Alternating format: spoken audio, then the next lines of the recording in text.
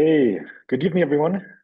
Thank you for joining us for this special virtual speaker panel co-organized by the Alliance for Korea United, the Global Foundation, and ENoK at University of Chicago. My name is Namshik Yu, and I have the privilege of moderating tonight's event.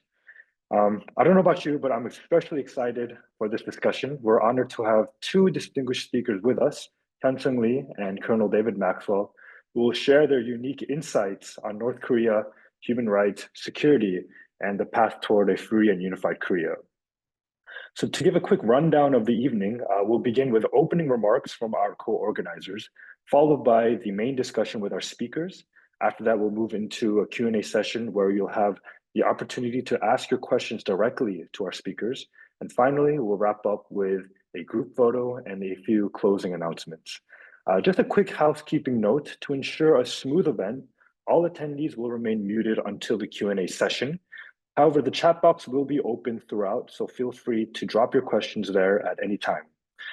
So to kick things off, I'd like to introduce the presidents of ENoK at University of Chicago, who will share more about their student organization and the important work that they do on campus. So let's welcome Tejas and Yuna.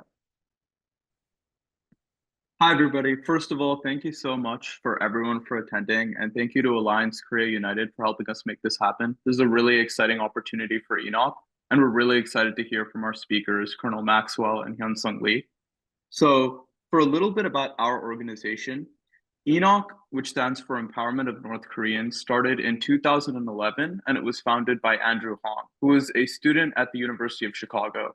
And he was really inspired and motivated by a Christian missionary organization to give back to the North Korean community and help. And he actually started ENoK by running a marathon to raise money and help a defector afford a car. And that actually ended up building to him buying a house in 2014, which is the Empower House that we have today. And today we offer free housing services for any North Korean defectors that want to come to Chicago to study and learn, and they can stay there for free however long as they want, and we will provide them academic services as well. And we also have a small group of online students that we provide assistance to. And this educational help ranges everywhere from English assistance to math and science to GED, and even more niche classes like a public speaking class that I started myself a couple of years ago. And currently our house is located in Hyde Park, Chicago. And most of our volunteers come from the University of Chicago, but we appreciate support from anywhere. And you'll hear more from our co-president Yuna at the end of this presentation on more about how you can contribute to ENoK, help, and even volunteer. So thanks again, and we're really excited to hear the speeches today. All right, thank you so much, Tejas, for your presentation and for the incredible work that you guys are doing to support the North Korean people. If you'd like to learn more about ENoK and how to get involved, be sure to check out their email and Instagram, as well as website links, which will all be shared in the chat. So please check those out. Check out the work that these guys are doing, which is incredible work on campus, actually tangibly and making an impact on the lives of these North Korean defectors who are on campus. So yes. Next, I'd like to briefly introduce the Alliance for Korea United and our mission to advance a free and unified Korea. We'll first start off by playing a quick 1-minute intro video, so please tune in.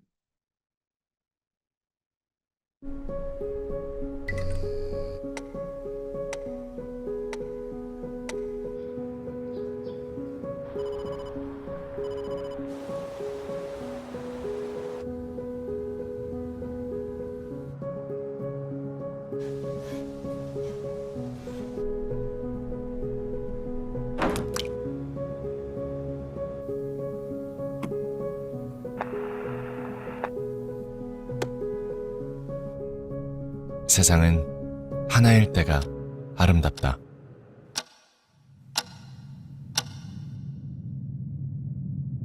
원래 하나였던 것들은 다시 하나로 만나야 한다.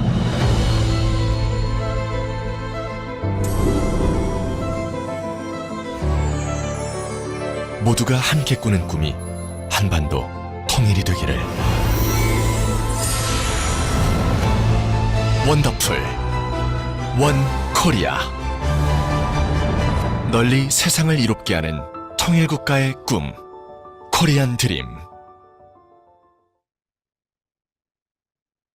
Right.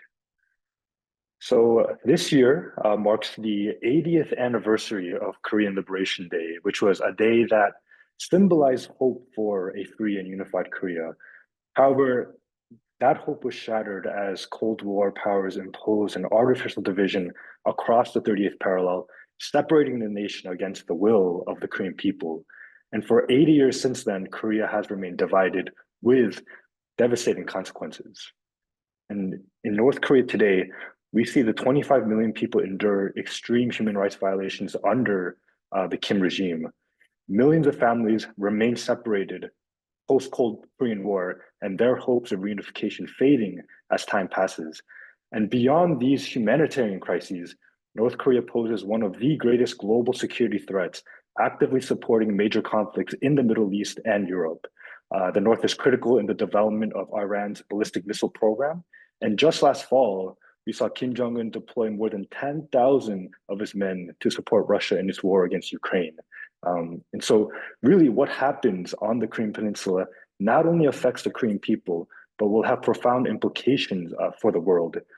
Despite decades of diplomatic efforts, whether it be the six-party talks, inter-Korea summits, and the US DPRK negotiations, little progress has been made due to the narrow focus on denuclearization without a clear vision for Korea's future. And so we believe the solution to these pressing challenges lie in the vision of the Korean dream.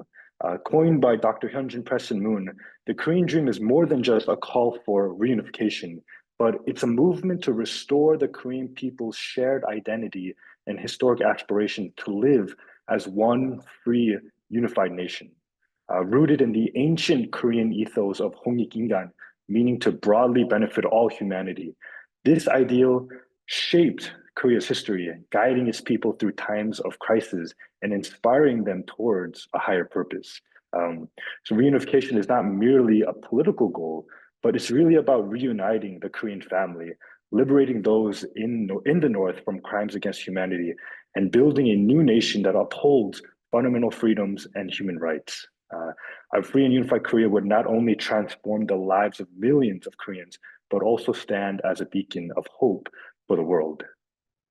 And history shows that government-led talks alone will never achieve reunification, which is why we emphasize a grassroots movement for change.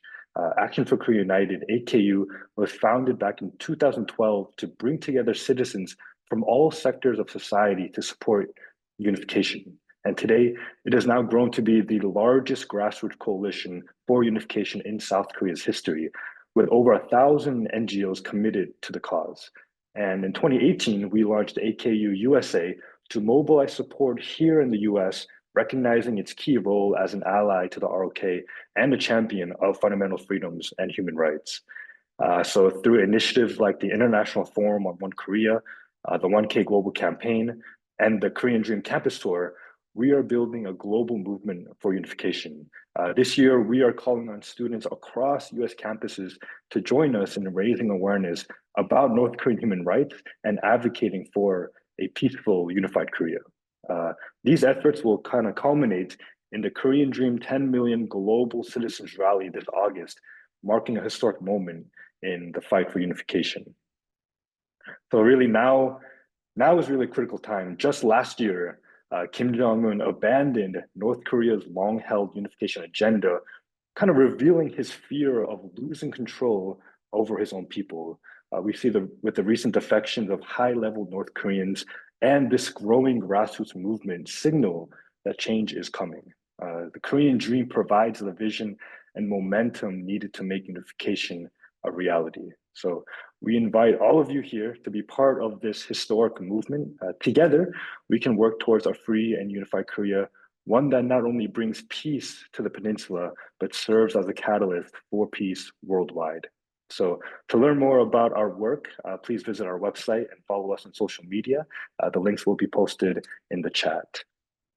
So that's all for the intro to AKU. Now I would like to introduce our first speaker for tonight's event. Hyunseung Lee is a North Korean escapee and human rights advocate. With a background in international business and military operations in North Korea, he has become a sought-after consultant for the US government and policy circles in Washington, D.C. Hyunseung serves as a lead program strategist at the Global Peace Foundation. And before defecting in 2014, Hyunseung played significant roles in North Korea's shipping and mining industries, facilitating trade with China, and served as a sergeant in the DPRK Army Special Forces. He holds a master's in public administration from Columbia University. So let's all welcome up Hyunseung Lee. See. Hello. Hi, guys. Good evening, everyone. Thank you for having me here today. It's my honor to speak with you at the University of Chicago. My name is Hyunseung Lee. I grew up in North Korea. But I want to say, if I hadn't defected, I might be working abroad today for the North Korean government, living what many in my country would consider a privileged life. But I chose a different path. Today, I want to share with you my personal journey, the hidden realities of North Korean society, and what we can all do to make a difference. Many people see North Korea as a country ruled within an iron fist by Kim Jong-un, and they are not wrong, but what's less understood is how power really works inside the country.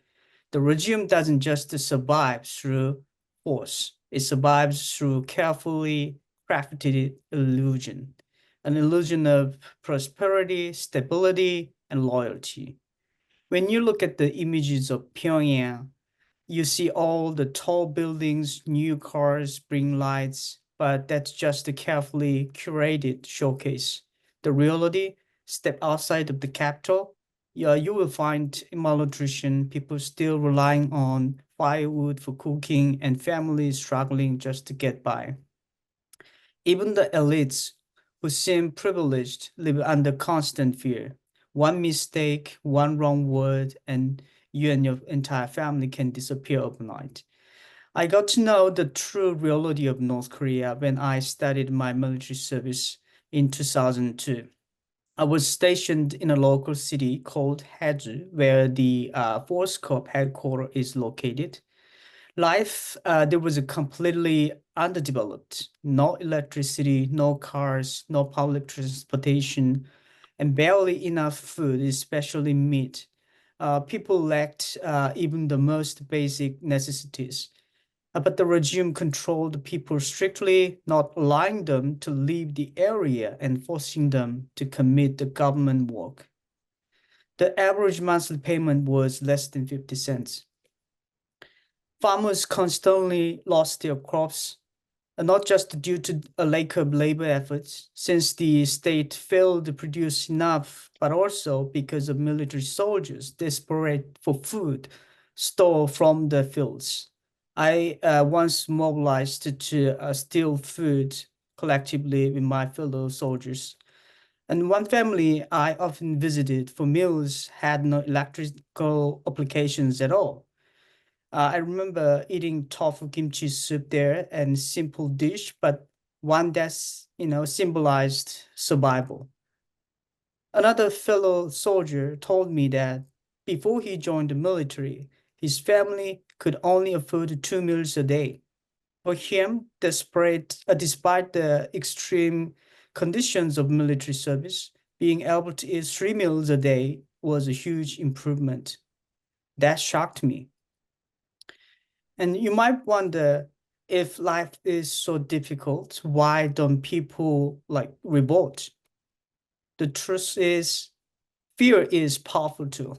Many people think North Korean elites live a privileged life, but in reality, they exist under constant surveillance, extreme control, and fear. The regime isolates entire nation from the outside world, keeping them in a bubble where loyalty is their only currency for survival.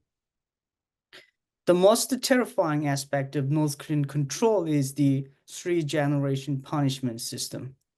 If someone commits even a smallest perceived act of disloyalty, not only are they punished, but entire family, including children and grandchildren, are imprisoned and executed, sometimes executed. The elite are not exempt from this. One day they can be enjoy imported luxury goods. The next day they can vanish without a trace. I saw this firsthand. My neighbor, a deputy director for the party and a political ambassador in Beijing, had met Kim Jong-nam, Kim Jong-un's half-brother, who were assassinated in Malaysia a few times in Beijing. That was enough to condemn his entire family. His wife, his children, even his 3-year-old grandson gone. They were sent to the political prison camps and erased from the existence. This was not a privilege. This is the prison with the golden bars, where one misstep can mean destruction of your entire family. The elite stay loyal not because they believe in the system now, but because they are trapped, and they know any attempt to defect or show dissent would mean death, not just for them, but for everybody they love. Fear is the real reign of North Korea, and no one, not even the elites, is free from it. I have a friend who still live in the system, and people I once studied, worked with, and some of them secretly tell me they envy my decision to defect, and others still believe in the system because they have no choice. Despite all of this control, the cracks in system are going. I mean, the change is coming, thanks to many freedom fighters and supporters, and more Koreans than ever, North Koreans ever secretly watching South Korean dramas and listening to foreign music and using smuggled smartphones. I remember watching foreign movies, illegal copy of Titanic, 007, Double Jeopardy. Those movies changed many people's views towards America. It wasn't just about regime's narrative. It was about the world that, I had been told didn't exist. A world where people could make their own choices. The regime is terrified of outside information. They know that because if enough people realize the truth, their control could break. That's why they punish anyone caught with foreign media. In 2004, nearly 200 students from privileged universities were caught watching South Korean dramas. Most of them are my high school friends. But the authorities couldn't punish all of them, so they chose 5 students as an example. Two were sent to the political prison camp, where they would never be seen again, while 3 others were sentenced to 6 months as forced labor. The rest of other students were writing the self-criticism, and they signed a paper that they won't watch any type of foreign media again. And North Korea has strict laws against watching South Korean dramas. It was recently established in 2020, the Cultural Revolutionary Act. The act really punishes young people with the long sentences. And just watching South Korean drama, you could be sentenced to 10 years in prison. And if you distribute the South Korean drama, and you could be executed. But we should remember this: despite of these risks, people keep watching, keep listening, and keep questioning because they are thirsty for outside information. So the big question is now, what happens next, and when the regime collapse, will North Korea ever change? My answer is yes. North Korea has survived for decades despite predictions of the collapsing of the regime, but the people won't collapse. But the regime, I think, if we keep feeding them outside information, a change is inevitable. So I just want you guys encourage do several things for North Korean people. First of all, I want you, like what you did already, you have done already, raise awareness of the North Korean reality. And that helps us to promote North Korean agenda and then helping the people in North Korea. And we can tell them that, you know, there are people, many people outside of North Korea truly cares about them. And secondly, it is critical step support information flow into North Korea. Many defectors, many NGOs are working to smuggle foreign information into North Korea, but it is not enough. And I think the governments and also powerful agencies should engage with this activity to enlighten North Korean people. And then third, the voices you can make is you can directly talk to the government people, and government listen when, you know, citizens make voices. So I hope you guys remember these three things. But lastly, I want to show one more thing. The free and unified Korea. I emphasize this because I think this is the dream we must achieve. For North Korean escapees like me, unification is more than just a political idea. It's the only way to truly return home and reunite with family members. Many defectors, including myself, have left behind loved ones, relatives, and without unification, we may never see them again. A free and unified Korea would mean freedom for millions who live under oppression. It would mean reconnecting families, rebuilding a nation torn apart by ideology. This is why I envision unification as a dream, but must be achieved, and I encourage you to help us in this mission.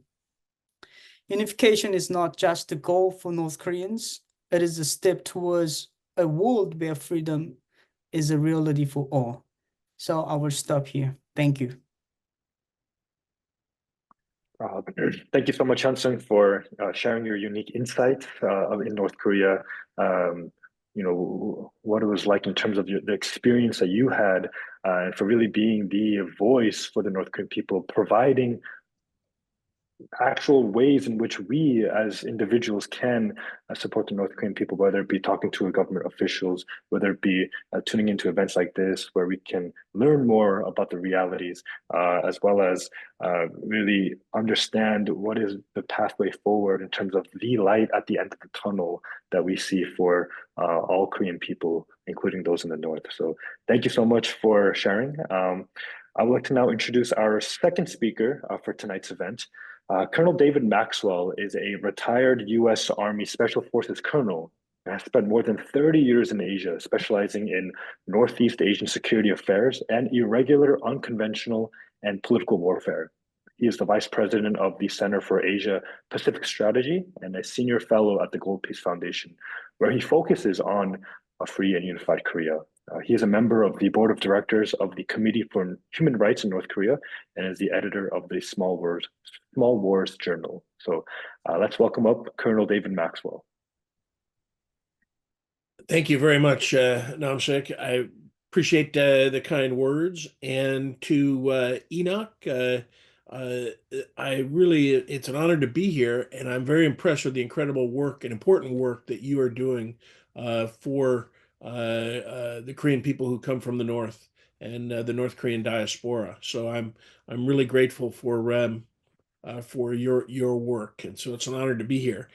Second, let me just say that I echo and agree with everything that my good friend and colleague Hyunseung just talked about. His words are powerful and important, and are truly the voice of people from the North, the Koreans from the North. So let me see if I can present my slides here, and hopefully they will share here, and I will get on with. Okay, are you seeing my slides? Yes, we see your slides. Okay, great. Okay. All right. So I'm going to talk about a comprehensive policy. And my key words here are unification first and then denuclearization. So, as a military planner, we always start off with assumptions. And my assumption is Kim Jong un will never give up his nuclear weapons. As long as the Kim family regime is in power, we've failed for the last 4 decades, and it is unification that is the only path to denuclearization. And what that means is this requires transformation in the North. And I'm very careful to use those words, the transformation of the regime that will seek peaceful unification. And we shouldn't be afraid to acknowledge the requirement for transformation and what that means. Now, in South Korea, you know that there's tremendous political turmoil, and the president has been impeached, but we must remember that unification has not been impeached.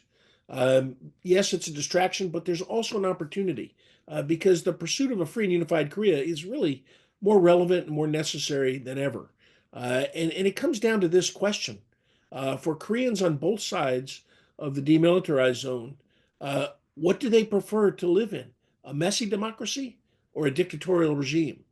And, paradoxically, the martial law crisis in South Korea shows that democracy does prevent tyranny. And the Korean people, I believe, will always choose democracy over dictatorship.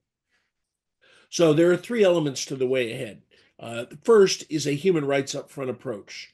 The Korean people in the North really need to understand what are their universal human rights that all of us on this call, we enjoy, just as a matter of where we were born, where we live. But the Korean people in the North do not have that understanding of their universal human rights. And we need an information campaign really that talks about the regime failures, and we must use advanced technology to penetrate the regime. I wish we could get Elon Musk to set Starlink over the North, and maybe some of you can influence that. And ultimately, the pursuit of a free and unified Korea is what we must do, promoting liberal democracy, prosperity, and focusing on regime transformation. Now, as Namsuk mentioned in his opening remarks, Kim Jong-un's policies have changed last year. And as Namsuk said, this is really a result of Kim Jong-un being threatened internally, threatened with instability, threatened with potentially losing control. And so he has done what the Kim family regime has done for 70 years. When faced with problems, they externalize the threats. And so they've called South Korea the main enemy. And this is necessary to justify the suffering and sacrifice of the Korean people in the North. And of course, he has taken peaceful unification off the table, which I think really causes the Korean people in the North to lose hope. But we should also remember that he has not given up the focus and the objective to dominate the Korean Peninsula. And he seeks to dominate the Korean Peninsula. That is the goal of the Kim family regime, the goal of the Korean Workers' Party, the goal of the North Korean People's Army, and that is to unify the peninsula under the rule of the guerrilla dynasty and Gulag state to ensure the survival of the Kim family regime. Now, in South Korea, democracy and freedom are an example for the Korean people in the North. And as Hyunseung said, the Korean people in the North are seeing examples of what freedom looks like. And so now we've really got an opportunity. South Korea, the United States, and civil society, each and every one of you, we really have an opportunity to redefine the strategy. And so, as I said, the first is a human rights upfront approach. These are central to undermining the legitimacy of the regime. And of course, educating the Koreans in the North really creates pressure on the regime. And it is Article 21 in the UN Universal Declaration of Human Rights that says all people have the right to self-determination of government. We all have that right, maybe take it for granted. The Korean people in the South have that right, but it is the Korean people in the North who've never experienced self-determination of government, and we need to help them achieve that human right. Now, the role of unification, it of course aligns with South Korea's constitution, liberal values, and as I've said, unification will lead to denuclearization. It is the only path to unification. And that is really counterintuitive, and it really goes against all the conventional wisdom, but every strategy has failed. And that's why we need to pursue unification. And again, as Namsik said, what happens on the Korean Peninsula is going to have global effects. And so a united Republic of Korea, UROK or UROK, offers stability, prosperity, and the security for the Korean people on the peninsula and the people throughout Northeast Asia. Now, information is really critical, and as Hyunseung's mentioned that, and we really need to focus on how the regime's deliberate decision making, their prioritization of resources, it really affects the people. In 2022, they spent $560 million on their missile tests. And the UN World Food Program said that the Korean people had a shortage of $415 million in food. Now, do the math. Stop firing missiles and procure food. That's a message that needs to go to the Korean people in the North. I would really like to establish a North Korean Diaspora Information Institute that would bring together experts like Hyunseung and so many of his contemporaries to educate us and to help all of us create information programs for the North, to help educate the people in the North. And we must develop that technology to bypass North Korean censors and to reach the people. And we should also strive, and something that all of you should do, use your technical expertise. Let's penetrate North Korea. People-to-people contact, face-to-face would be the ideal, but that's difficult to achieve. But we can do it through electronic means. I mean, escapees, the diaspora, they are communicating with family members through cell phones. And there are ways that the government in South Korea and the international community could develop technical capabilities that all of us as members of civil society could exploit to meet Koreans living in the North and correspond with them, communicate with them. That's something we should really seek to try to do. Now, there are 5 principles to information.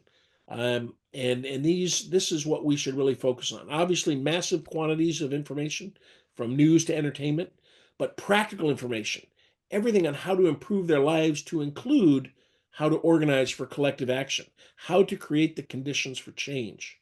Facts and truth, and this is important. Hyunseung always educates me that, the Koreans in the North thirst for facts. And when they learn the facts, then they get the truth, and they believe in what they believe the truth about the outside world. Understanding universal human rights, and of course, voices from the North Korean diaspora. Hyunseung produced a video for Ukraine to broadcast to the North Korean People's Army soldiers in Ukraine and Russia. And his voice is powerful, and we need to use all the voices of the North Korean diaspora to communicate back to North Korea. These are the key communicators. Now, there are 4 pathways to unification. The worst case is war, and we must prevent war. The number 1 U.S. national security objective for Korea should be to prevent war, to deter war. And of course, if war happens, we've got to fight and win and defeat the North Korean People's Army. Regime collapse is dangerous because the conditions that lead to regime collapse can also lead to the decision to go to war. So we shouldn't wish for regime collapse unless there is a plan inside North Korea. And regime collapse will occur, and I've been planning for regime collapse since the 1990s and the Great Famine. the famine of 1994 to 1996, the arduous march. And we define collapse this way: the inability of the regime to govern from the center, to govern all of the territory of North Korea from Pyongyang, combined with the loss of coherence and support of the military. Those two conditions are what will lead to the collapse of the regime. Obviously, peaceful unification is something that it's the ideal, and it's something that we should strive for, but Kim Jong-un is not going to acquiesce. And so we've got to be able to transform the regime. And that transformation needs to come from within North Korea. So new emerging leadership that is educated and empowered to seek peaceful unification. So regime transformation is optimal, but peaceful planning, peaceful unification planning will have application in all paths. Whatever we do, whatever path it takes to get to unification, planning for peaceful unification is most important. Why is that? Because peaceful unification is the most difficult, not because Kim Jong-un will never agree to it. It's the most difficult because it requires the complete integration of all of North and South Korea, two political systems, two economic systems, two militaries, and the reemergence and the reconnection of cultures that have diverted over the last 80 years. And so, most importantly, South Korea, the United States, civil society, we must support the Korean people in the North as they seek transformation. Now, as Namsik mentioned better than me, the Korea Dream should be the foundation vision for all Koreans, North and South, and really for all of us. And the bottom line is that a free and unified Korea will be that example for the world that will inspire peace. So we should believe in the Korean Dream and support it to help the Korean people. Hyunseung didn't mention, but he's head of the North Korean Young Leaders Assembly. And at their summer meeting in Washington and Philadelphia and New York, Mr. Kim made this statement at a conference. He said, change is coming. Change is coming. He said, we should make human rights a priority, but we should also not be frustrated because change has not come. And that frustrates a lot of people. But he said, change is coming. And we should be prepared for that, and we should be prepared to help that change to occur. So let me just say, a human rights-focused, information-driven strategy, human rights up front. Unification is the only sustainable solution to denuclearization. And the Korean armistice in 1953, in paragraph 60, called on the military leaders called on the political leaders to solve the Korea question, which is the unnatural division of the Korean peninsula. And so we must support Korean people-led efforts. This has to be done by the Korean people. But from a U.S. perspective, change in North Korea is required to protect our homeland. So my 12 words that I really want to emphasize is unification first, then denuclearization. The path to unification is through human rights. And when we achieve that, when the Korean people achieve unification, there will be a new nation, a United Republic of Korea, or U-ROK. Now, this graphic just sums up everything that I've said. On the left, we see another view, as in Namsik's wonderful video that he showed, the difference between North and South, the lights on in the South, the darkness of the North. But whatever happens on the Korean Peninsula will have global effects, and unification will have global benefits. The foundation for what we're doing really lies in human rights and the right to self-determination of government, Article 21 of the Universal Declaration of Human Rights. And we want to see a United Republic of Korea, U-ROK. And I'll stop there, and I look forward to questions. Wow, thank you so much, Colonel, for that really in-depth analysis, assessing the current geopolitical landscape in terms of what's been happening, providing your unique take and insight in terms of what is really the pathway forward, the importance of the human rights upfront approach, where for decades, we've constantly been seeing the same policy with regard to Korea being denuclearization focused. So really, this is something that is is new, but is very timely for you know the current circumstances that we are seeing today. And so also providing ways for students, ordinary citizens to get involved by participating in this kind of information campaign. And so if something like a North Korean information campaign institute is created, that's something that we can definitely do together with the students and the people that are involved in this movement. So thank you so much again for that in-depth analysis. And we'll now open the floor for a Q&A, which is the exciting part for today's event. So just a quick thing about Q&A. If you'd like to ask a question, all you need to do is click on the reactions tab and select raise hand. That way I can see your hand that's raised. And if I call on you, you can unmute yourself to speak. Before asking a question, I ask that you please introduce yourself by sharing your name, where you're from, and who your question is directed to. So you can also submit your questions in the chat box at any time. I'll also be pulling questions from there, as well as those that were submitted through the registration form. So yeah, who would like to ask the first question to our speakers?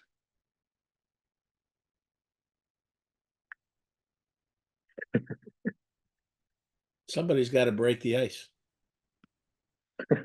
Okay, I see one in the chat there. Yes. From John Kim. He said, what role, if any, do you see AI playing in facilitating unification? Well, that's a great question. That's something I've been thinking a lot about, unification and technology and the like. And AI, I don't know what role specifically, but I want to make 2 points. One is, he who controls the data controls the world. And I think we're seeing that playing out now. And so the ability for AI to manipulate data to make decisions and things like that is really important. But the second thing is that by you asking that question demonstrates something that I think is so important. It is the young people that really have the knowledge, the inspiration, the innovation to really make change. Us old people, we are stuck in our old ways, and you guys are the ones that have the vision and developing the technical skills that you can really make a difference. How can AI be employed? I don't know, but I think there's lots of ways that we can use AI to develop information and to try to gain understanding of the North. Combined with knowledge from people like Hyunseung, and we can we can develop new techniques and new ways to do things. But the bottom line is, I don't have a great answer for you, but I know that you guys can, just by asking that question, I know you're going to think of good ways. So please give a lot of thought to that. Great. May I add one more idea?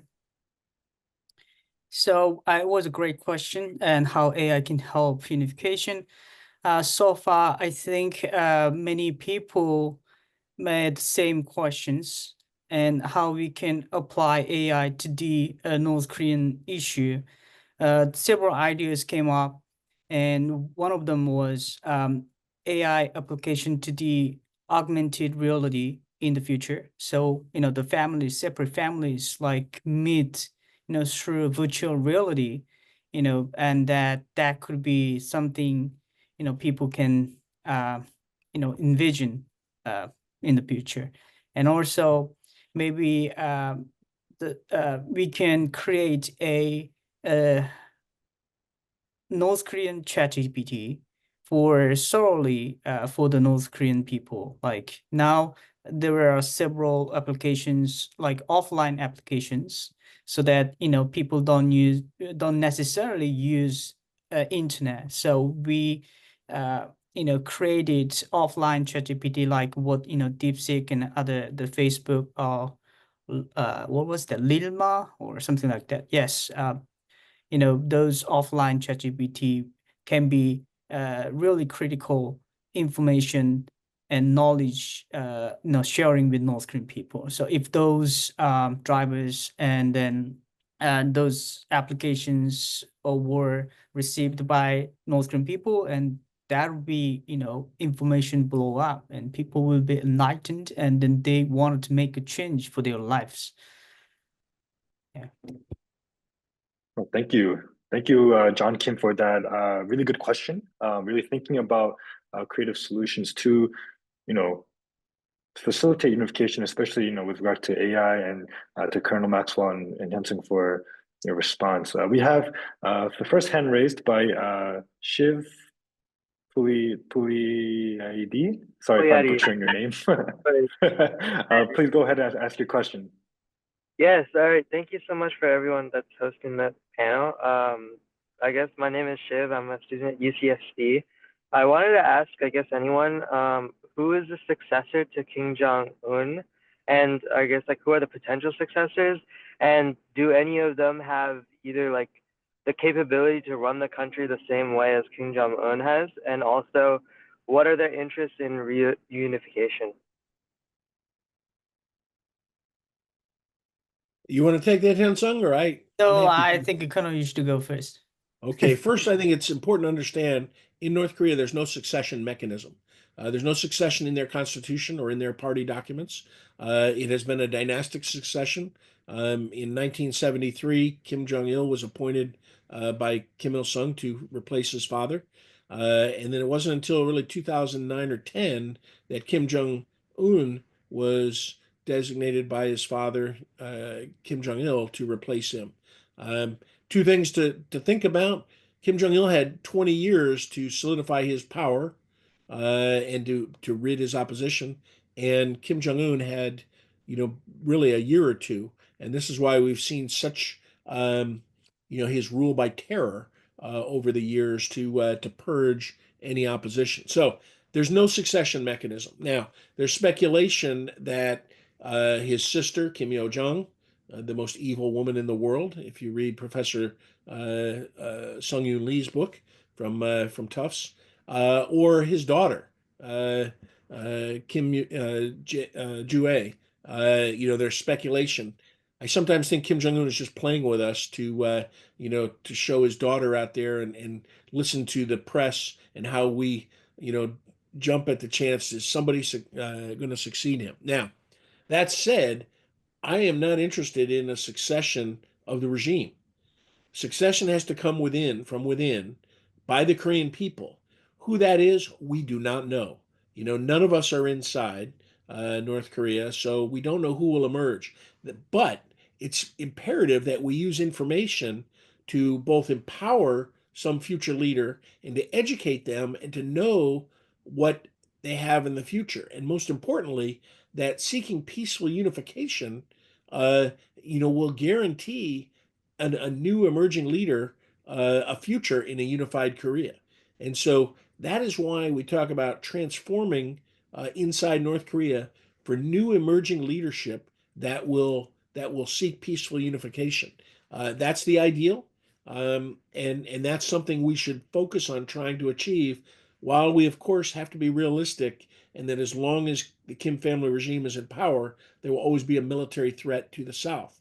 But it is information to empower the Korean people in the north, and for someone who we do not know to eventually take power from within the elite, the second-tier leadership, or from among the population writ large. We don't know how that's going to happen. We can't control it. All we can do is plant seeds and nurture them and let the Korean people determine what their future is going to be. Great explanation. Wow.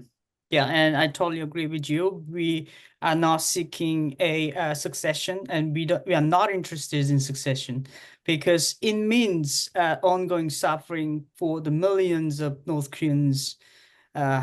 Yes, millions of North Korean people. So we don't want North Korean people, continue to suffer forever.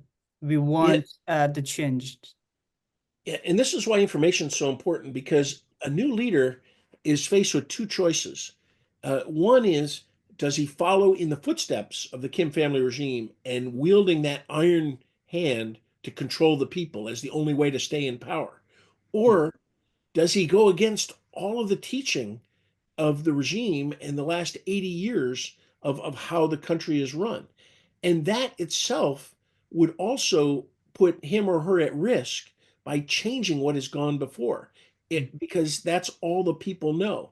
And I hate to keep emphasizing this. This is why information about the outside world, about freedom, about self-determination of government is so important, because if we plant those seeds and educate the Korean people, that new emerging leader can then reject Juche, can reject the leadership of the Kim family regime, and lead the Korean people of the North to peaceful unification with the Korean people in the South.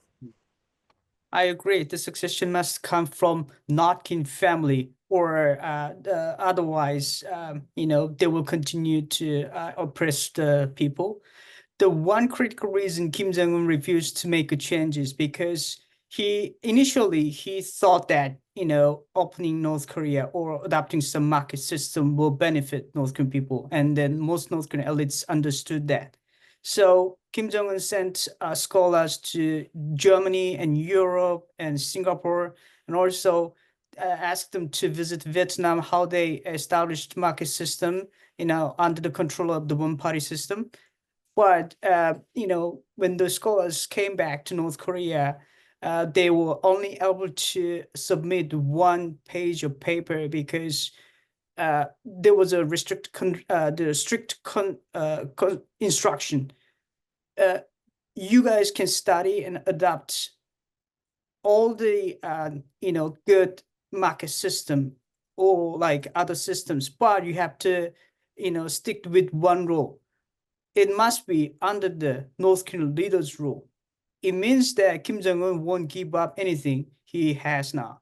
So many scholars report that our socialist planned economy is the best in the world, and then we don't need to change it. So, and Kim Jong-un clearly knows that if he opens the country and information will, into North Korea, and decades of human rights violations will be rebuilt to the people, and no one will follow Kim Jong-un's rule, and that is most dangerous to Kim Jong-un. So even though Kim Jong-un has in mind, successor, whether his daughter or like the secret son, but he won't appoint any successor sooner because Kim Jong-il, the second Kim, hasn't appointed Kim Jong-un earlier because second Kim realized that the power shift is fast. When he took power from the first Kim in 1973, and all the power already shifted to the second Kim, and the first Kim actually had no real power, and he clearly knows that, and he doesn't want to give power to his son. And I think Kim Jong-un, knew that logic, has already known the new logic, so he won't give up his power to his son or daughter sooner. And this is also the paradox of reform. Mhm. Really, North Korea must reform for the Korean people to survive. But by reforming, Kim Jong-un has to admit that what came before was wrong. And that undermines the legitimacy of the regime. And so, North Korea really needs to implement market reforms, but those reforms will lead to the really elimination of the Kim family regime. And that is the paradox of reform. Reform to help the people survive, but reform means the end of the regime. It's a threat to Kim Jong-un. And that is the paradox of reform. Well, thank you so much, Shiv, for that question, which really led to this kind of discussion that we've had, where we could really learn a lot. This is why Q&A is amazing. I want to get some other folks here to also ask their questions. I saw that Jay Lim posted a question on the chat, but also has his hand raised. So Jay, might be best if you ask your question live to the speakers. Yeah. Hi. Do you hear me okay? Yes. Yeah. Okay. I might shift my question actually because I kind of get a sense of how the response will come through. So I'm also joining from UC San Diego in California. I was wondering, of course, you know, we're living in a democratic country, so we can't really come up with one single consensus. But I wonder if there's any larger similar ideas amongst North Korean refugees or defectors of envisioning, foreseeing how to approach the quote peaceful unification. So perhaps this question will be for Hyunseung. Thank you for joining, and it is a wonderful question. As you know, the society is diverse, and you know, even like North Korean community, we have different opinions. Some supports the the South Korean controlled unification, and some supports the like federation type of unification. But generally, most North Korean escapees have experienced the dictatorship. And one thing is clear, we don't want the dictatorship in North Korea. We may, agree to have a peaceful unification with North Korea, but not the regime, because we understand the regime won't seek a peaceful unification with any South Korean government. And once the peaceful unification is achieved, if with the North Korean current regime, and it is not peaceful unification, they will seek to control the South Korea under their term.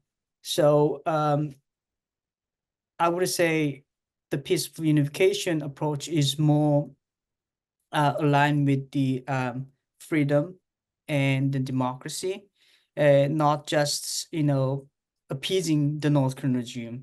And I think it is critical we have to stick with the principles, not like what I mean. What was the court and the people like from the previous administration from South Korea mentioned that conflict is bad, and then they don't want to provoke North Korea, and they don't want to war with North Korea. Nobody wants war with North Korea. We just want the people to be free, and the approach must be like eliminating the dictatorship within North Korea. So yeah, that's my opinion, and I think most North Koreans escapees have the same opinion. And if I could just add on, and Jay, your question in the chat was, I think, really important. And there's a nuance I really want to emphasize. The previous Moon Jae-in administration and many previous South Korean administrations and the regime have all had a similar approach to unification, and that is a confederal system. Basically one country, two systems that gradually would integrate. The problem is that from North Korea's perspective, that supports their political warfare plan to subvert South Korea and dominate through subversion. And it makes South Korea very vulnerable. And the idea that North Korea, that the Kim family regime would agree to a confederal system and a gradual integration, it can only end one way for North Korea, and that is with North Korean domination. And so President Yoon's August 8/15 unification doctrine is actually a plan that is really built on the Korean dream to empower the Korean people in the North and all Korean people to seek change and unification from the grassroots level, using human rights, using information, but everyone pursuing a free and unified Korea. And so the 8/15 unification doctrine, and I shouldn't tie it to President Yoon, because as I said, President Yoon's been impeached, but unification doctrine has not been impeached.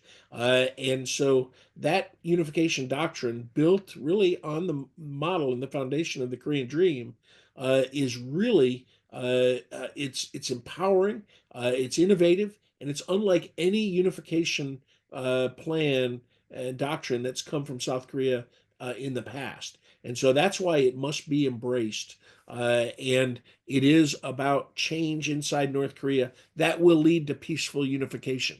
As I said, peaceful unification is not a process that the Kim family regime will acquiesce to.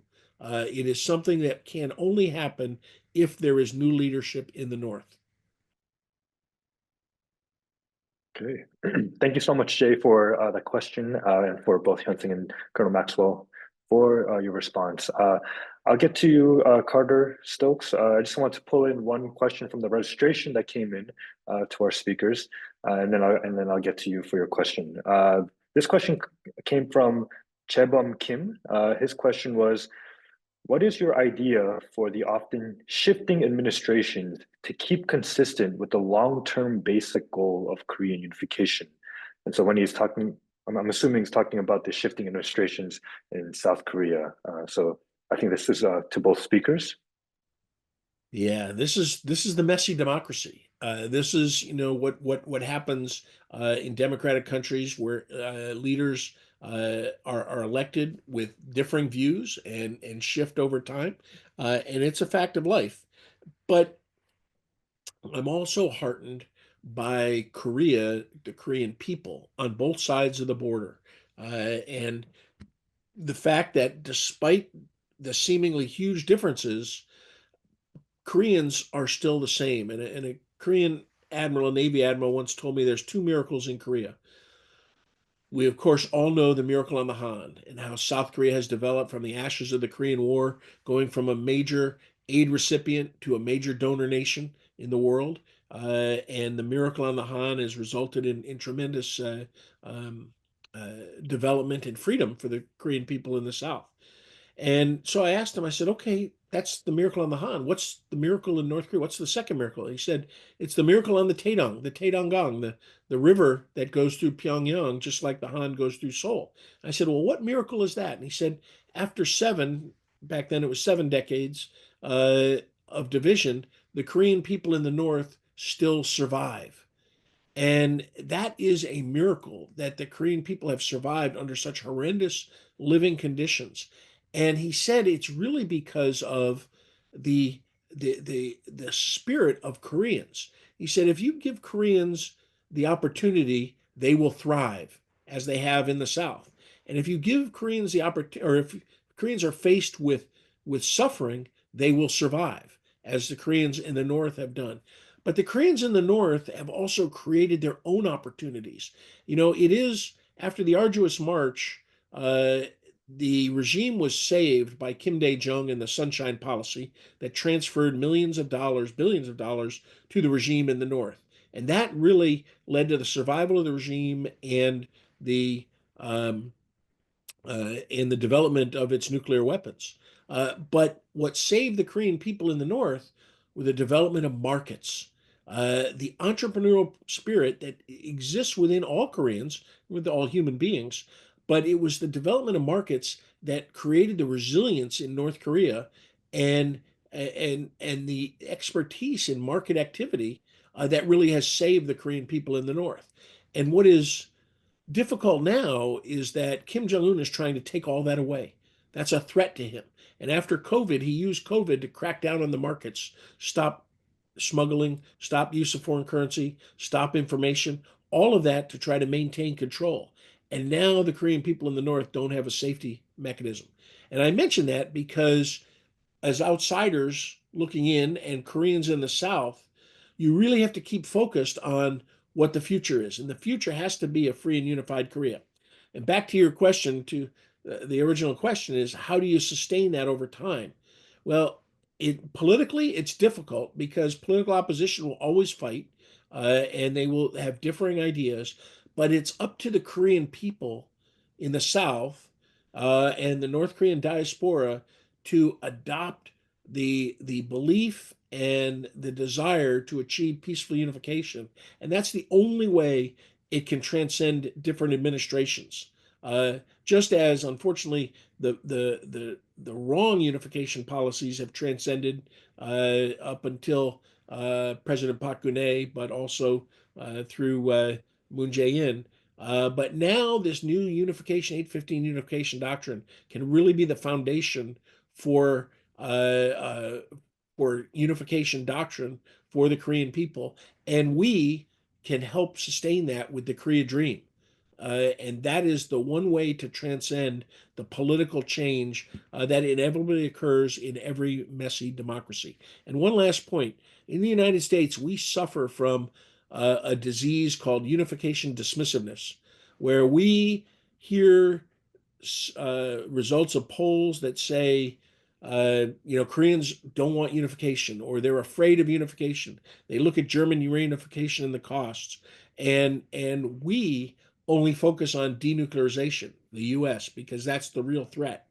And so we've got to change our unification dismissiveness and adopt unification support to the Korean people achieving unification as the only path to denuclearization and to protect the national security of the United States, because that's what unification will do. I'll stop. Yep. Just add one sentence here. Keep constant with long-term policy, long-term objective is really critical to achieve unification. But because of the political disparity, we couldn't. But when we realize it is failed policy, we should abandon the failed policy. But I see there are some, mistakes from both parties from Korea. Not just, progressive, but also conservatives made a lot of mistakes and they don't know what to do with the unification policy. Now, Colonel mentioned the August 15 doctrine. It's much better than, previous administrations. But still in the past, I'm sure the Democrat Party in Korea, they coined the policy, sunshine policy, with the very genuine mindset. But still, North Korea utilized that policy, gained lots of benefit from South Korea. And, they received billions of dollars, but never provide the food to North Korean people. They're using those resources for the regime's survival, not the people. So I think if we realize the failed policy, we should abandon this policy, but still the South Korean Democrats keep the same policy. Meanwhile, the conservatives, they still envision they need to hold the northern part, but it will be really hard to convince North Korean elites because they don't want to give up the land and the properties once Kim family collapsed, because they think there are lots 25 million people lived in northern part for 7 decades. So the South Korea cannot just take all the things from them. So we need to create a really comprehensive and benefit to North Korean people unification policy. Otherwise, we won't get the consensus from the North Korean people. Hey, thank you so much for that question, Mr. Chebam Kim, and the responses from our speakers. So due to time constraint, we'll have time for just 2 more questions. And so we have 2 people who raised their hand here on the Zoom call. Carter Stokes, you can unmute yourself and ask your question. He says his mic is not working. Okay, while you figure that out, we'll have Miguel Sanders ask the question to our speakers. Miguel, you can unmute yourself. And okay, he'll ask in the chat. So,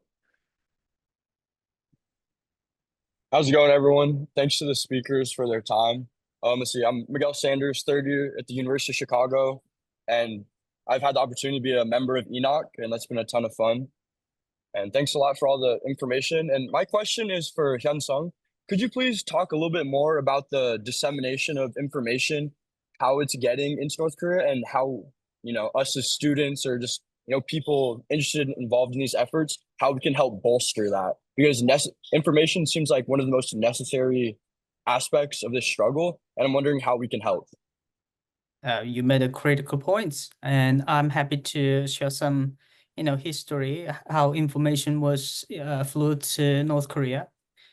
In the during the audio smash late 1990s, people received CDs or tape from China, and it was studied. So mostly we watched American movies, but later, early 2000, And it was the start of the South Korean information came into North Korea, and a lot of South Korean dramas were distributed among like young people, and even young people share their videos with the parents. And as you may have seen the South Korean dramas, it is really, really touching. And then most North Koreans have a dry, mindset because they only watched the propaganda of North Korea, and they don't even feel what type. I mean, the like love.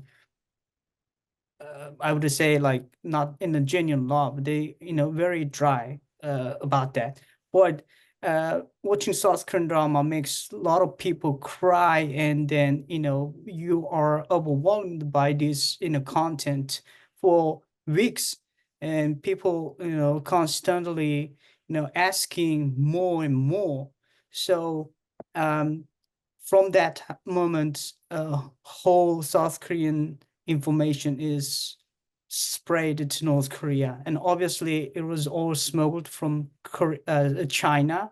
And some information, some South Korean TV show and then the radio were broadcasted from South Korea directly, and some local places in North Korea, the regime strictly monitor the everybody's the television, but they couldn't control all of them. So some people actually received signal from South Korea. They watch South Korean TV directly, those areas near border. Yeah, that was one mechanism. And also, the balloon was a critical one, and many, balloons contains USB drives, and then those drives were disseminated within North Korea. Many people were ordered to collect drivers and submit and report to the regime, but half of them, I would say, and but if you report the incident, the USB drivers, you'll be investigated as well. So people are trying to avoid those, the inconvenience. So they don't report, they keep them and they watch them and sometimes share them. So that's why I think a regime is really, really trying to crack down the dissemination effort. So they established the law recently, and they, executed people. Even they arrested 16 years old, girls and boys just for watching South Korean dramas. So I think, those efforts are made by many North Korean escapees and supporters, but due to the isolation and regime's strict control, the efforts, become tough. And I think, as you and as a citizen of, global citizen, I think we can help with the information campaign, like, creating a, the tailored content, and, looking for the technology, what, technology can help them access more information, and also making voices to the government, and even like, global conglomerates to help North Korean people get access to information. Yeah, so I think those activities could be helpful for North Korean information access, North Koreans to access information. If I could add a couple points. First of all, stories are so important, and fiction is so important. That's why Korean dramas, the K dramas, are so important. So everybody's watched Crash Landing on You. I'm sure everybody's seen that drama. So I met with 7 former North Korean soldiers just before COVID, and I asked the question, have you seen it? Yes. I said, what do Korean soldiers in the North think about that drama? And they said it makes North Korean soldiers want to come to the South even more than they already do. But one of them said, and they all agreed, that one of the things that was really powerful about that drama was the fact that it did not portray the North Korean soldiers or the Korean people in the North as enemies or as monsters. And the soldiers thought that that must mean that the Korean people in the South are really strong and confident, and that they don't need to insult North Korea or to use propaganda, and talk about how bad Kim Jong Un is. And that they could describe the Korean people in the North as good people, and that made them really respect the Korean people in the South. And I just say that as to show the power of dramas. The second thing is that um, there are a lot of organizations that are sending information into the North. And Carter posted a link, and I posted a couple links. But you can actually create videos and submit them to the Forum Foundation. I've sent messages to the North as well, but people don't want to hear from me. But I can tell you that the Korean people in the North would love to hear from young people from throughout the world. And so make TikTok videos, send them to these organizations, transmit your message to the North because you will have an impact. The last thing is the moral hazard of information. People say, and as Hyunseung has described, the laws against outside information and the punishments from hard labor, political prison, or even execution uh, makes some people say we should not be sending information to the North because it puts the Korean people in the North at risk. And so that's a moral hazard. Now, I've talked to people from the North, like Hyun-sung. One said that he went to the political prison camp for 6 months of hard labor, and he had to sign the letter that said he would never, ever again access information from the South. And he told me, he said that lasted for 5 days. After 5 days, he wanted information from the South that he was willing to risk going back to a political prison camp or even execution. And so they make their own decisions. People make their own decisions on whether they want to access information. And we should not restrict them and use the excuse that we're creating a moral hazard, because the Korean people in the North have a thirst for information, probably more so now than ever, because they have received a lot of it and they want more. We should keep that in mind. Wow. Thank you so much, Miguel, for your question, for the in-depth response in terms of really what are the most effective mechanisms to supply information to the North Korean people, as that will truly be the vehicle for the North Korean people to really empower them, to inform them, and to have them understand what are the realities outside of their own country. So thank you so much. We are over time right now. I believe Carter's question was answered by Hyunsung in terms of what were the most effective forms of media that could be distributed. And so we will wrap it up there for our Q&A session. Thank you so much for everyone for your questions and the wealth of knowledge that we were able to just really absorb from the responses from our distinguished speakers. And so it was really just even for myself, just listening, learning so much about how is it that we can really support the North Korean people in this current circumstances? What is the way and what is the pathway for peaceful reunification as the only solution to really bring about freedom to all Korean people and to become that kind of beacon of hope and peace that can shed light to the rest of the world, and especially in those areas that are conflict ridden. And so we thank you so much for your questions, for your responses.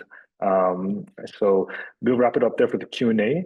Before we everyone kind of leaves, we want to make sure that we remember and keep this event in the memory books as it was really a truly special event for all of us here. So we'll take a group photo with everyone that is here. So for those of you that don't have your cameras on, please don't be shy. We would like to ask you to please turn on your cameras, as it will make the photo look much better with our distinguished speakers. I'll give everyone just a few seconds to turn on your cameras. All right, looking good. Okay. All right, so we'll take the group photo. Kazu, could you please take the group photo for us? Okay, thank you so much. So just to wrap up, we do have a couple of announcements that we wanted to share with everyone here. So I'll hand it off back to Tejas and Yuna. I think, yeah, Yuna for upcoming events on campus at University of Chicago. Yeah, hi everyone. Thank you so much for joining today. On behalf of ENoK, we'd like to thank Alliance for Korea United, the speakers, and the Global Peace Foundation. If you want to learn more about ENoK, you can visit us at our website, enok.org, that Tejas is presenting, and follow our Instagram, where we post frequent updates about what is going on in our organization. There's also a link in the website for donations, and the proceeds will go directly to funding our students' academic journeys as well as necessities. So we thank you for any support you can give. And if you're interested in getting involved with ENoK, including opportunities for tutoring our students, email us at uchicagoenok@gmail.com, and we will be happy to provide you with more information. And thanks everyone again for joining. Okay, thank you, Yuna. Please, in any way you can, support ENoK at University of Chicago and the amazing work that they're doing, and also please check out their links and social media as well. So just one update on our end. We wanted to let everyone know that on February 21st, we will be hosting another public online speaker event like this one, together with the Liberty in North Korea chapter at UCLA, featuring one speaker, Sung-hyuk An. He is a North Korean escapee who defected with his family back in 2011 and is currently pursuing his master's degree in international relations at Syracuse University in New York. This will be a much more kind of like an intimate one-on-one with Sung-hyuk and all the audience. So he'll give his talk. Audience members can ask him questions. And so if you're interested in meeting him online and engaging in this kind of Q&A, you can scan the QR code to register. Also, the registration link will be posted in the chat. So yes, that is our update. Next, I'd like to have Shraddha, who's here with us. She's a comms associate at the Global Peace Foundation, to come up to briefly explain the Korean Dream 10 million signature campaign and how all of you can participate in this very historic campaign. So let's welcome up Shraddha. Thanks, Namshik. Hi, everyone. This is Shraddha. It's nice to meet you. I wanted to quickly extend a quick gratitude to our speakers and moderator for sharing their valuable insights and experience, as well as to the incredible teams who helped make this event possible. Today's conversation has really made it clear that the situation on the Korean Peninsula is more than just about politics. It's about real people, human rights, security, and a hopeful vision for a brighter future. And that's exactly why I want to introduce you to the Korean Dream 10 Million campaign. It's a global movement led by the One Korea Global Campaign under the Global Peace Foundation. Now, GPF has been at the forefront for advocating for Korean unification for several years, from hosting international forums to empowering grassroots initiatives that give a voice to everyday citizens. And as Hyunseung and Namshik and the others mentioned earlier, this campaign is special because it seeks to gather 10 million digital signatures by August 2025, in just a few months, in commemoration of Korea's 80th Liberation Year. And we want to invite you to join us on this journey by adding your name. Let me just quickly screen share really quick. I hope you're able to see my screen. Your signature for this campaign will be more than just a name on the list. It's a powerful declaration that the international community stands behind a free and unified Korea. And each name added brings us one step closer to helping shape a future built on peace and unity. A link will be dropped in the chat below. But while that's happening, let me just quickly walk you through on how you can add your name. You can visit onedreamonekorea.com. And here you see the homepage. You can either select support today, or on the top right menu tab, click on sign your support. And once you click on there, you can rewatch the video that we watched earlier. It's a quick 1-minute video, or you can just simply scroll down to the page, enter your name, email, and country of residence, and click submit. And then you'll have officially joined the movement.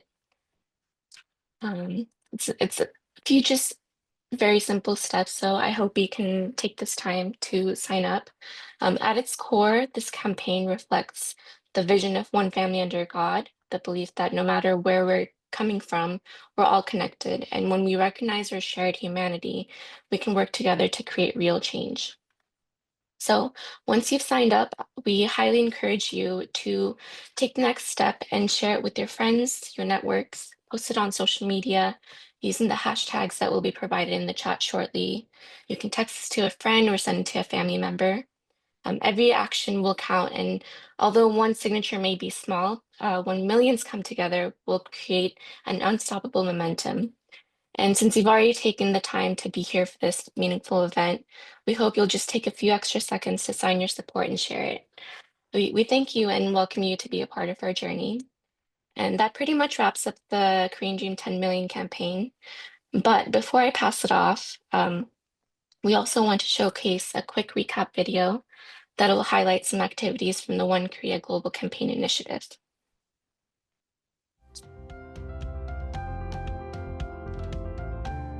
The division of Korea remains one of the most significant geopolitical issues in the world.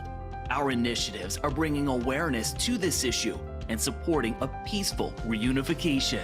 The Korean Dream 10 Million campaign remains one of our main initiatives in this space, focusing on creating 10 million supporters for a unified Korea by 2025. In 2024, we've made great headway toward this goal with the support of the Korean diaspora and younger generations around the world. North Korean escapees have added their voices to the reunification discussion, as well as policymakers and experts.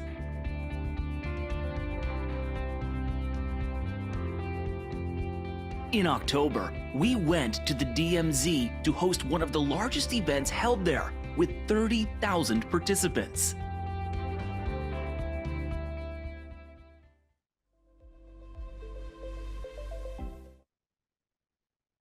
Okay, thank you so much to Shraddha for that explanation on how you can participate in the Korean Dream 10 Million campaign. We're truly at a pivotal moment in history, I believe. The 80th anniversary of Korean Liberation Day this year, and truly this signature campaign will really ignite and expand this global grassroots movement for a free and unified Korea like wildfire. And so, if today's talk resonated with you in any way, please take the first step, sign your support, and join us as a peace builder in this movement. And so, as a reminder, the links are posted in the chat in terms of how to be involved and how to sign your support. So please check that out. As we now conclude our event, there will be a very short poll that will shortly pop up on your screens. So we ask that you take this time, about a minute, to just quickly fill this out, because upon launching this Korean Dream Campus Tour, we are constantly reaching out and getting in touch with student organizations at universities all across the country. And so if you found meaning from today's event and want to engage more with our work, we would love to know what other topics related to Korea you would like to learn more about. Also, through these campus events, one thing that we want to start and initiate is these monthly online young leaders discussions for students from these top universities across the country to come together and do a more deeper dive actually on these issues regarding Korea, whether it be North Korean human rights, reunification, the economics of a future unified Korea, the geopolitical politics of the situation, et cetera, et cetera. And so we're super excited for all the opportunities that lie ahead to engage with students and young people like yourselves and working together towards a brighter future for the Korean Peninsula and the world. And so if you could just take a couple, about a minute to fill out the form, that would be greatly appreciated, so that we can really, do more of this, raising more awareness among students and really, joining this kind of movement. Okay, and so thank you for that. Thank you for filling the polls. With that, we will conclude our event, Korean Dream, Pathway to Peace and Freedom. I would like to extend my deepest gratitude to our incredible speakers tonight, Mr. Hyunseung Lee and Colonel David Maxwell, for sharing your valuable insights on these timely and critical issues. A huge thank you to both of you for the really all that knowledge that you're able to really provide for all of us to learn more about what's going on in terms of North Korea and how to really, engage with this work to support a free unified Korea. So thank you so much. Also, a huge thank you to ENoK at University of Chicago for co-organizing this event together with us. Without you guys, we would not be able to do this. So thank you so much. And lastly, thank you to you all for joining us tonight. Before you go, please keep an eye out for the post-event survey, which will appear right after you close the Zoom meeting. We'd love to hear your thoughts and get your feedback. We are wishing you all the best, and we hope to see you again soon. Good night, everybody. Thank you.